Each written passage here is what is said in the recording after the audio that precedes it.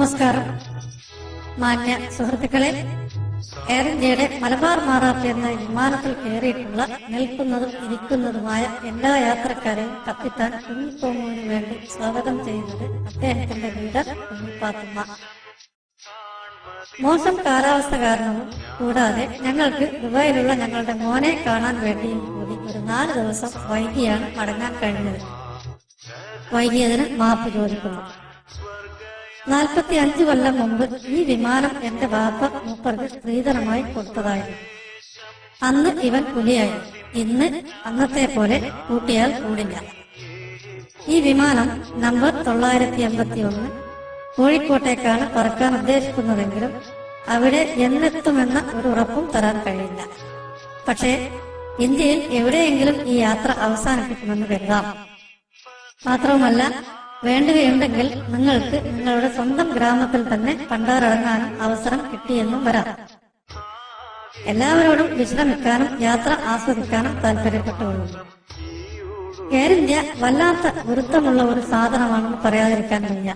കാരണം ഇക്കാലം അത്രയും ഇക്കോലത്തിലൊക്കെ മനുഷ്യനെ ബുദ്ധിമുട്ടിച്ചിട്ടും ഇപ്പോഴും ആളുകൾ ഇതിൽ തന്നെ കയറുന്നുവെന്നത് വല്ലാത്തൊരു വേണ്ടുക തന്നെയാണ്. കഴിഞ്ഞ 45 കൊല്ലത്തെ പറക്കലിനിടയിൽ വെറും 72 ചെറിയ അപകടങ്ങൾ മാത്രമേ ഈ വിമാനത്തിനുണ്ടായിട്ടുള്ളൂ എന്ന വസ്തുത നിങ്ങളെ അറിയിക്കുന്നതിൽ ഞങ്ങൾക്ക് അഭിമാനമുണ്ട്. ഞങ്ങൾക്ക് വളരെ മെച്ചപ്പെട്ട സുരക്ഷാ ഏർപ്പാടുകളാണുള്ളത്. യഥാർത്ഥത്തിൽ എയർ ഇന്ത്യയുടെ സുരക്ഷാ നിലവാരം വളരെ മികച്ചതാണെന്നതിനാൽ തീവ്രവാദികൾക്ക് പോലും ഞങ്ങളുടെ കൂടെ യാത്ര ചെയ്യുവാൻ ഭയമാണ്. കാരണം തട്ടിക്കൊണ്ടുപോവാമെന്ന് വിചാരിച്ചാൽ തന്നെ ഏതൊക്കെ വയറുകളാണ് എവിടെയൊക്കെ കൊടുത്തിരിക്കുന്നതെന്നോ എങ്ങനെ ഈ സാധനം പറപ്പിക്കുമെന്നോ കുഞ്ഞിക്കോമുകാക്കല്ലാത്ത ഒരു മഹ്ലൂക്കിനറിയില്ല. ഇതേവരെയായി എയർ ഇന്ത്യയിൽ യാത്ര ചെയ്തവരിൽ 30% പേർക്കെങ്കിലും അവരവരുടെ സ്ഥലങ്ങളിൽ തന്നെ എത്തിപ്പെടാൻ കഴിഞ്ഞിട്ടുണ്ടെന്ന വസ്തുത നിങ്ങളെ അറിയിക്കുന്നതിൽ ഞങ്ങൾക്ക് അതിയായ സന്തോഷമുണ്ട്. വിമാനം പൊങ്ങിയാൽ ഉടനെ തന്നെ ഞങ്ങൾ ഭക്ഷണം വിതരണം ചെയ്യുന്നതായിരിക്കും. യാത്രക്കാരുടെ സൗകര്യാർത്ഥം ഛർദ്ദിക്കാൻ വേണ്ടി സഞ്ചിയും ഉടനെ തന്നെ വിതരണം ചെയ്യുന്നതിനാൽ തറയിൽ ഛർദ്ദിക്കുന്നത് ഒഴിവാക്കാവുന്നതാണ്. ഞങ്ങളുടെ യന്ത്രത്തിന്റെ ശബ്ദം നിങ്ങളെ അലോസരപ്പെടുത്തുന്നുവെങ്കിൽ യന്ത്രം ഓഫ് ചെയ്യാവുന്നതേയുള്ളൂ.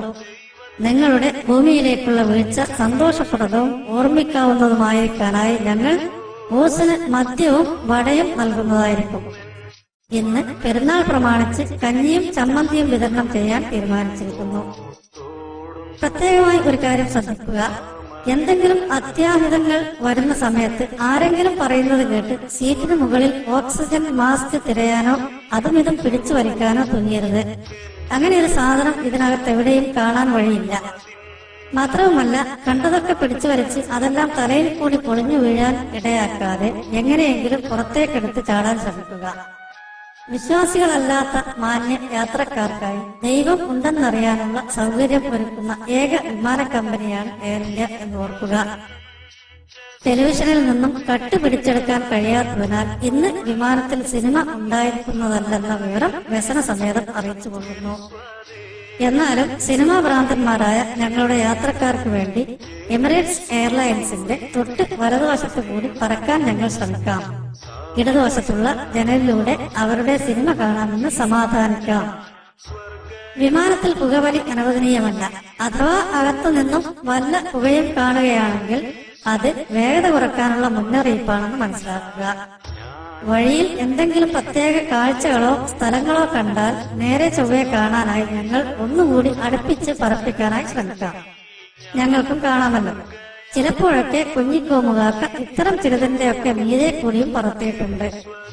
മുമ്പൊരിക്കൽ എയർപോർട്ടിന്റെ മുകളിൽ ആരോ കെട്ടിയ ഒരു പച്ചക്കൊടി കൊണ്ട് റൺവേ ആണെന്ന് തെറ്റിദ്ധരിച്ച് കുഞ്ഞിക്കോമുകാക്ക വിമാനം അവിടെ ഇറക്കാൻ ചെന്ന കഥ നിങ്ങളൊന്നും മറന്നു കാണില്ല. അടുത്തെത്തുമ്പോഴാണ് അറിയുന്നത് അത് ടെർമിനൽ ബിൽഡിംഗ് ആണെന്ന്. എന്റെ മക്കളുടെ ഭാഗ്യമെന്നേ പറയേണ്ടു, അന്ന് രക്ഷപ്പെട്ടു എന്ന് പറയാം. ദയവായി ഇരിക്കുക. വിമാനം ഉയരുമ്പോൾ സീറ്റ് നേരെയാക്കി വെക്കുക. സീറ്റ് ബെൽറ്റ് കെട്ടുക.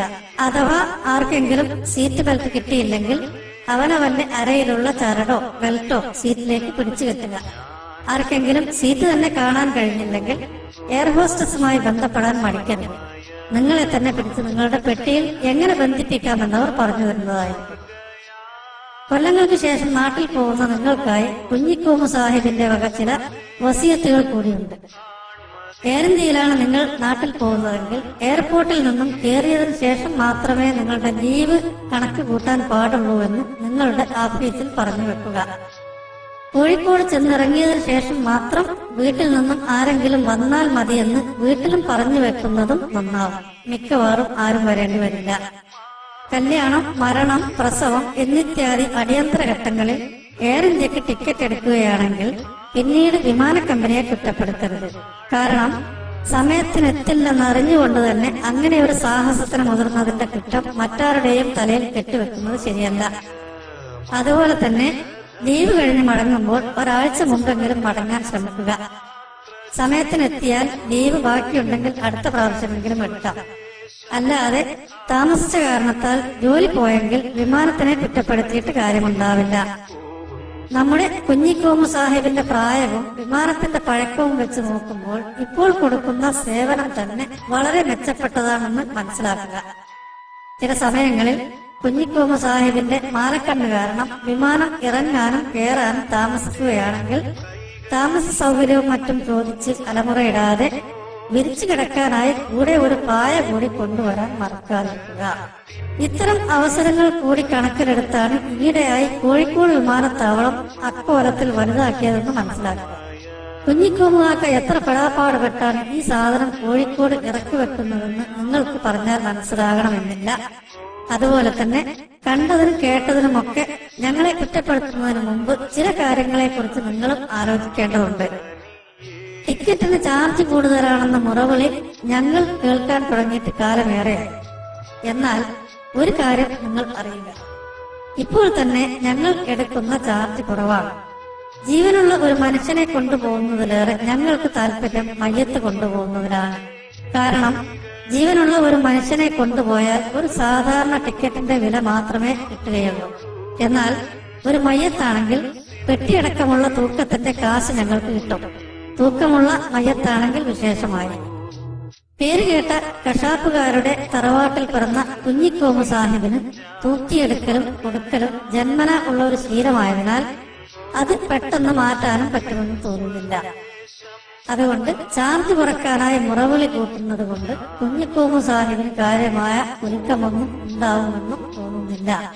ഇതിനിടയ്ക്ക് ഞങ്ങൾ ഇന്ത്യൻ എയർലൈൻസിനെ കൊണ്ട് പൊറുതിമുട്ടിയിരിക്കുകയായിരുന്നു. അവർ കുറഞ്ഞ ടിക്കറ്റിൽ ആളെ കയറ്റിയും പറഞ്ഞ സമയത്ത് വിമാനം ഓടിച്ചും ഞങ്ങൾക്ക് ഒരുപാട് തലവേദന ഉണ്ടാക്കിയിരുന്നു. അവസാനം ഞങ്ങൾ എല്ലാവരും കൂടി ഒരു വട്ടമേശയ്ക്ക് ചുറ്റുമിരുന്ന് ഒരു തീരുമാനത്തിലെത്തി. ഇപ്പോൾ അവരും ഞങ്ങളുടെ കൂടെ കൂടിയപ്പോൾ ഞങ്ങൾക്ക് സമാധാനമുണ്ട്. ഇനി അവരുടെ ശല്യം ഉണ്ടാവില്ല.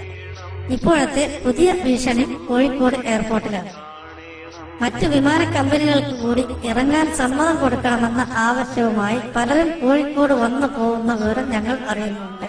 ആവുന്ന രീതിയിലൊക്കെ കുഞ്ഞിക്കോമുകാർക്ക് അതിന് പാര പണിയുന്നുമുണ്ട്. എത്ര കാലം പിടിച്ചു നിൽക്കാൻ പറ്റുമെന്നറിയില്ല. എന്തായാലും ഒരു കാര്യം ഞങ്ങൾക്ക് ഉറപ്പുണ്ട്, മലബാറുകാർക്ക് അന്തം വെക്കുന്നതുവരെ ഞങ്ങൾക്ക് പോയി നടത്താം.